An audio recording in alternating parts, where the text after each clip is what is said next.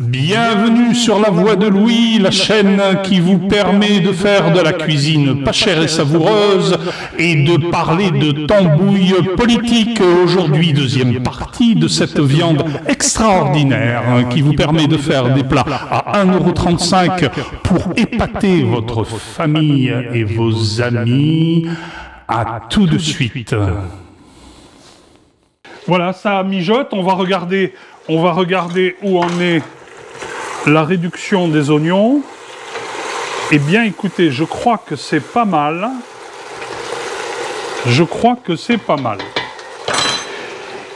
Nous sommes donc dans la deuxième phase de cette cuisson qui fait quelque part un petit peu la complexité de ce plat. La raison pour laquelle il est pas facile à cuisiner, mais aussi la raison pour laquelle il est pas cher. Et vous allez me dire, et pourquoi on ne mangerait pas la viande comme ça? Là, elle semble rôtie, avec des bons oignons au fond. Eh bien, n'essayez même pas, parce que là, actuellement, dans l'état où elle est, la viande, eh ben, c'est un petit peu du caoutchouc. D'où l'intérêt de la deuxième partie de la cuisson, qui est là pour attendrir la viande et finaliser la cuisson à cœur. Donc on va mettre l'eau pour aboutir la deuxième partie de la cuisson.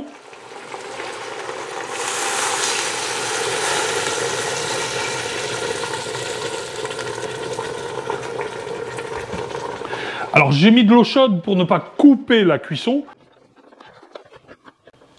Et voilà, et ce truc-là, c'est une invention française. Ça s'appelle une cocotte minute. Alors j'ai même envie de citer la marque, qui est Seb, qui est une de ces marques ancestrales, qui est au cœur de notre industrie des 30 glorieuses. J'ai toujours connu chez moi, chez ma grand-mère et chez mes parents, j'ai toujours connu des cocottes minutes. Et quand je me suis retrouvé à vivre par mes propres moyens, c'est une des premières choses que j'ai achetées. C'est une cocotte minute Seb. Alors à l'époque, si je me souviens bien, je ne suis pas certain qu'elles existaient en inox. Elles étaient en aluminium et avec le temps, elles avaient une petite tendance à se déformer. Mais bon, le temps, il fallait 20 ans pour qu'elles se déforment. Aujourd'hui, ils les font en inox. Et franchement, c'est à peu près inaltérable. Il suffit de changer le joint une fois tous les 5 ans ou tous les 10 ans, et encore, je ne l'ai jamais fait, pour avoir cet ustensile qui est au cœur des économies d'un ménage, mais non seulement d'un ménage, mais des professionnels. Il existe des modèles professionnels, et puis il existe un appareil qui a pris le principe de la cocotte minute, c'est-à-dire la cuisson à la vapeur sous pression avec une soupape de sécurité qui permet à la surpression de partir, un petit peu comme dans une centrale nucléaire. Ces appareils dont je vous parle et dont je suis tombé amoureux en Suisse lorsque j'ai travaillé à Zurich chez Mövenpick, ils avaient un appareil qui m'a tout de suite fait flasher. Ça s'appelait un steamer. C'est une espèce de cocotte minute horizontale que l'on ferme comme un coffre-fort et à l'intérieur duquel on balance une dose de vapeur et qui permet de faire des cuissons instantanées. Et c'est un appareil extraordinaire. Alors ça coûte une blinde, hein, ça coûte très cher, mais très franchement, aujourd'hui, un restaurant qui veut faire de la bonne cuisine, eh ben, investissez dans un steamer, c'est un appareil fantastique. Moi, j'ai un steamer Seb, une cocotte minute. Merci Monsieur Seb ou Madame Seb. J'espère que vous êtes encore français, j'espère que vous aurez encore une longue vie devant vous et que vous ne serez pas vendu aux Américains. Et voilà, comme vous pouvez le constater, la viande a gardé sa couleur qui est à peine celle d'un bon rôti. Maintenant, on va sortir la viande. Oh là là. Alors vous voyez, c'est presque... C'est cuit, c'est presque confit. C'est une merveille. C'est une merveille. Alors vous avez vu au fond de la cocotte, il y a cette espèce d'amalgame de rillettes de viande et de fondu d'oignon qui se mélange dans une couleur brune qui a été générée justement par la cuisson en rôti au démarrage, comme quoi ça n'était pas trop fort, c'est à peine bien, c'est juste ce qu'il faut. Alors ça nécessite un petit peu d'expérience, mais il faut pas avoir peur au début de rôtir la viande. Maintenant, je vais sortir tout ça. Ça y est, on y est. Les pommes de terre vapeur, vous savez que j'adore les pommes de terre vapeur. C'est pas des patates, c'est des pommes de terre. Et là, vous avez ce plat d'une cuisse de dinde. Vous le croyez, vous, que c'est une cuisse de dinde, ça? Non, vous vous dites, oh, c'est de l'agneau, c'est du mouton, c'est du bœuf, c'est... Eh ben non, c'est une cuisse de dinde. Et encore, il en reste un morceau, hein. Et ici, c'est la petite sauce qu'il y a au fond de la cocotte. Il y en a encore autant dans la cocotte, là-bas. Et ça, c'est les pommes de terre. C'est les pommes de terre vapeur. Et tout ça, il y en a pour 13 €. Quelle belle cuisine.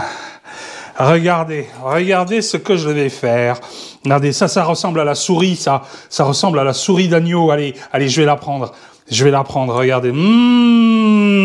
Et là, ça ressemble à plein de choses, en fait. Hein. Regardez, ça se détache tout seul.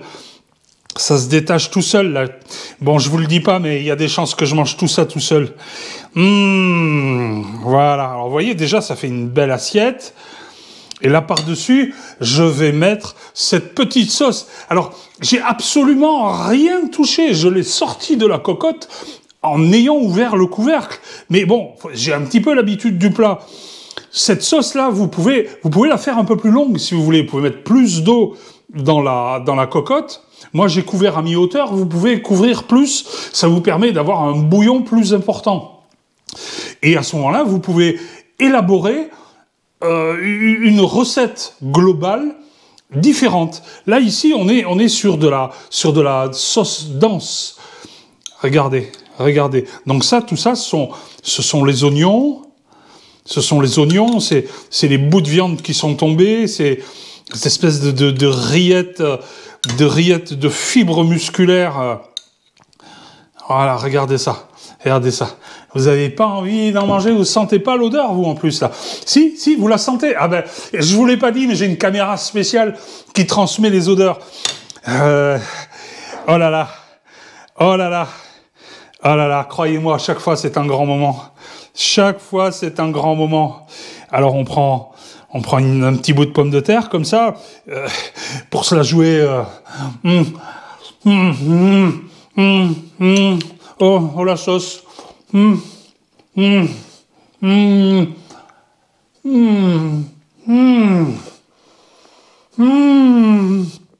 y a des gros os dans cette viande.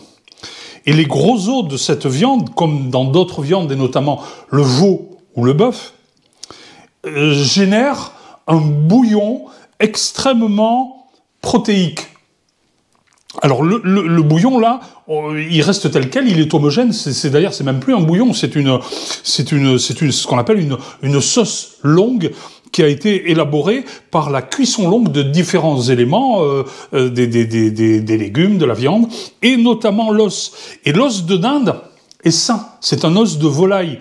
Le seul os en matière de cuisine qui soit pas sain, c'est celui de porc. Celui de porc ne doit pas générer de bouillon. Il ne faut pas boire de bouillon d'os de porc. C'est pas bon. C'est pas bon d'un point de vue gustatif et c'est pas bon d'un point de vue de la santé parce que l'os accumule tout un tas de choses et comme les cochons ont tendance à manger un petit peu de tout, bon, c'est pas terrible. Bref, on s'en sert pas. Par contre, l'os de veau est un des éléments de base de la cuisine traditionnelle française, et l'os de bœuf aussi à moindre mesure. Mais l'os de veau coûte cher. L'os de veau coûte cher parce qu'on fait des très bons bouillons. Et il y a un autre os qui est pas connu, c'est celui-là. C'est l'os de dinde. Et en cuisinant les cuisses de dinde, eh bien, vous profitez de toutes ces configurations biologiques et anatomiques qui permettent au bout du compte de faire des sauces comme ceci, des sauces comme ceci qui sont des délices absolues. Ce sont des délices absolues, là. J'espère que vous avez bien suivi cette recette car il y en a une troisième partie où je vous parle des différentes variantes qui vont vous permettre de faire croire que vous avez embauché un grand chef. Alors à la prochaine!